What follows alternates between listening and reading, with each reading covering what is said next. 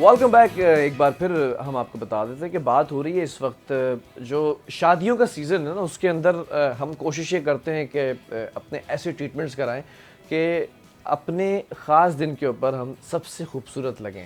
तो आपको खूबसूरत बनाने के लिए डॉक्टर साइमा हमारे साथ मौजूद है। डॉक्टर साइमा, कुछ टॉपिक्स रह गए थे जो बड़े नेगलेक्टेड एरियाज़ हैं, हम लोग नहीं फोकस करते उसके ऊपर।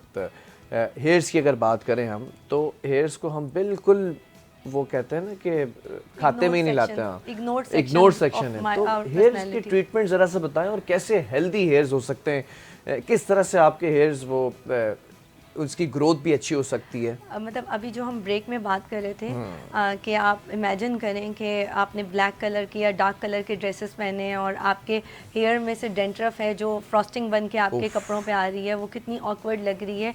आपके अपने लिए नहीं, जो देख रहा है उसके लिए भी बड़ी अनोइंग सिचुएशन हो जाती है। शादी में स्टेज पर बैठे हुए और आप ये भी नहीं कर सकते, ये भी नहीं कर सकते और कोई और आके भी ये नहीं कर सकता। तो this section should be take care, मतलब इस सेक्शन का भी हमने ख्याल रखना है अपना। एंड सबसे अच्छी चीज़, एक आसान सा ट्रीटमेंट, जैसे हम फेस का हाइड्रा फेशियल कराते हैं अपनी स्किन की क्लीनिंग एंड क्लेंजिंग के लिए, इन द सेम वे आप अपने हेयर या स्कैल्प का भी हाइड्रा फेशियल करा सकते हैं। वो आपके पोर्स को क्लॉग होने से रोकेगा। डेंड्रफ को ख़त्म करने के लिए बहुत इफेक्टिव ट्रीटमेंट है। आमतौर पे जो डेंड्रफ के या सोराइसिस के पेशेंट आते हैं, डर्मेटाइटिस के, उनको हम फर्स्ट यही सजेस्ट करते हैं कि आप पहले हाइड्रा फेशियल कराएं। द मोमेंट हम हाइड्रा फेशियल कराते हैं, उनका स्कैल्प क्लियर आउट होता है एंड देन हम उनको हेयर की ट्रीटमेंट देते हैं। डॉक्टर साहब, ये डैंड्रफ होती क्यों है? समटाइम डैंड्रफ होती है या वो स्कैल्प जो है वो इंतहाई ड्राई हो चुका होता है कि उसको हम डैंड्रफ कह रहे होते हैं? दो तीन वजूहात हैं डैंड्रफ होने की। एक तो आमतौर पे किसी का ड्राई स्कैल्प है, हल्की फुल्की सी मौसम के साथ ड्राइनेस आती है, जैसे हमारी स्किन ड्राई होती है, इन द सेम वे हमारा स्कैल्प भी तो स्किन के साथ ही एसोसिएटेड है, वो भी ड्राई हो जाता है। इतनी ड्राई होती है कि उसको भी ऐसा लगता है कि झड़ रही है। ऐसा बिल्कुल सर्दियों में ऐसा होने लगता है। हम मॉइस्चराइज अगर नहीं करें, बार बार वजू करें, तो स्किन भी ड्राई होती है।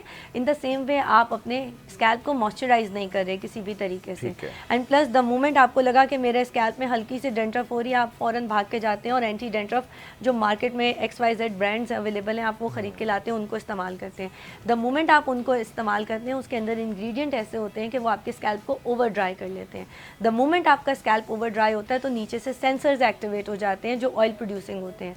अब वो ऑयल ज़्यादा बनाने लगते हैं। ठीक है। अब वो ऑयल जब स्किन के ऊपर आता है, वहाँ बाहर एनवायरनमेंट में डर्ट भी है, पॉल्यूशन भी है, डेब्रिस भी है, हर तरह की चीज़ वो आपके स्कैल्प पे आके चिपकने लगती है, क्योंकि तेल तो मैग्नेट की तरह काम करता है और मैग्नेट के ऊपर आके चीज़ें चिपकती हैं, तो इन द सेम वे वो सारी मट्टी उसके ऊपर आके चिपकने लगती है, एक लेयर क्रिएट हो जाती है और ज़्यादा जो है वो। अच्छा, फिर हमारी कम्युनिटी में एक बड़ा मिथ ये है कि अगर मैं रोज़ाना बाल धोऊंगा या धोऊंगी शैम्पू से तो मेरे तो बाल गिर जाएंगे सारे। ये बड़ा मसला है कि इतना शैम्पू मत किया करो, गंजे हो जाओगे ना। अच्छा, फिर हम सवाल ये करते हैं आप रोज़ाना नहाते हैं? जी रोज़ाना नहाते हैं, लेकिन शैम्पू हफ्ते में एक दफ़ा करते हैं, तो बाकी दिन आप क्या करते हैं? सिर्फ पानी से वॉश कर लेते हैं। वो लोग जो रोज़ाना नहाते हैं, मेरे पास ऐसे ऐसे लोग हैं जो साल में एक दफ़ा नहाते हैं। नहीं बिलाल, नहाते वो रोज़ाना है। समझ गया मैं किसकी बात कर रहा हूँ ना। बड़ी मुश्किल से पानी आता है उनके, ऐसी बात नहीं है, लेकिन कोशिश करते हैं कि वो बच जाए ना, नहाते नहीं। सर्दियों में भी वो शीशे के ऊपर पानी डाल के कहते हैं बहुत ठंड लग रही है। ऐसे लोग हैं मेरे पास। तो वो हफ्ते में अगर एक दफ़ा हेयर वॉश कर रहे हैं शैम्पू से, बाकी दिन वो पानी डाल रहे हैं, तो जस्ट इमेजिन कि आपकी तेल की लेयर और मिट्टी की लेयर क्रिएट हुई हुई है और आपने उसके ऊपर से पानी डाल दिया। पानी वो मॉइस्चर क्रिएट करता है जो फंगस को ग्रो करवाता है। अब जो हल्की सी डेंड्रफ की लेयर है वो फंगल डेंड्रफ में कन्वर्ट हो जाती है, आपका स्कैल्प स्मेल भी करने लगता है, प्लस वो फ्लेकी भी होने लगता है।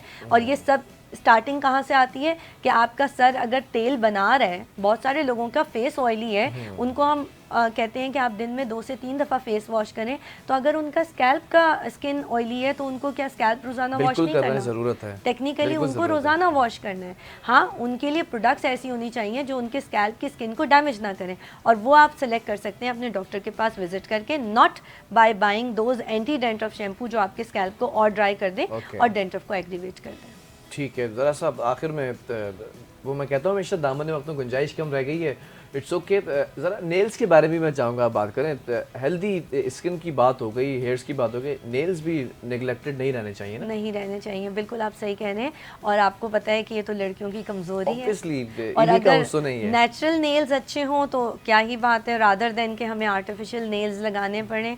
तो उसके लिए हम रेकमेंड यही करते हैं कि टी ट्री ऑयल का रेगुलर इस्तेमाल करें, अपने क्यूटिकल्स पे अप्लाई करें, वो आपके क्यूटिकल्स को स्ट्रॉन्ग करेगा। प्लस खाने पे फोकस करें, डाइट, क्योंकि नेल वो वाहिद चीज़ है जो लगाने वाली चीज़ों से बेहतर नहीं होगा, आपकी डाइट से बेहतर होगा। आपकी डाइट के अंदर जिंक होना चाहिए, मैग्नीशियम होना चाहिए एंड बाकी वाइटामिन होने चाहिए, मल्टी वाइटामिन जैसे B1 से लेके B12 तक के। अगर वो डेफिशिएंट नहीं है तो डेफिनेटली आपके नेल्स बहुत अच्छे पिंक एंड खूबसूरत ग्रो करेंगे। जितना लंबा आप चाहेंगे वो ग्रो कर जाएंगे टूटे बगैर। अच्छा, दैट्स रियली गुड। अच्छा, आखिर में ये भी पूछना चाहूँगा, बॉडी शेपिंग के हवाले से भी आप सजेशंस देती हैं, ट्रीटमेंट्स होते हैं उसके भी? बिल्कुल, वेट मैनेजमेंट की ट्रीटमेंट्स होती हैं। जैसा कि हमने शुरू में डिस्कस किया था कि बहुत सारे जो प्रॉब्लम्स हैं, एक्नी की प्रॉब्लम हो गई, हेयर फॉल का इशू हो गया, अनवांटेड हेयर का इशू हो गया, ये एसोसिएटेड होता है ओबेसिटी के साथ, मोटापे के साथ।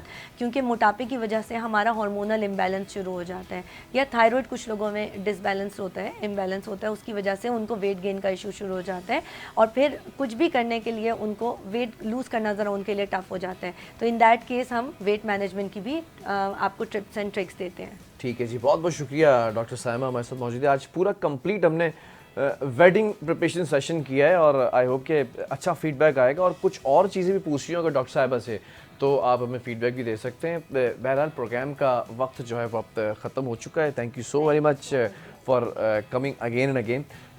व्यूअर्स बताते ये चलें कि शादियों के जो सीज़न है वो स्टार्ट हो चुके हैं और ये ऐसा नहीं है कि आप 1 से 2 दिन के अंदर इन ट्रीटमेंट्स को करवा के बहुत अच्छे लग सकते हैं।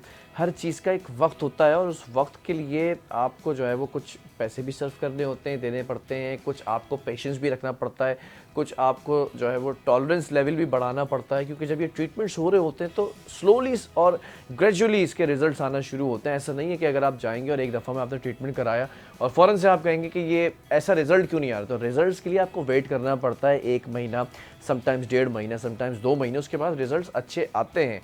तो आई होप कि अच्छा लगा होगा ये सेशन और अब कोशिश ये कीजिए कि जाएं अगर इनके पास तो थोड़े से पेशेंस के साथ जाएं ना।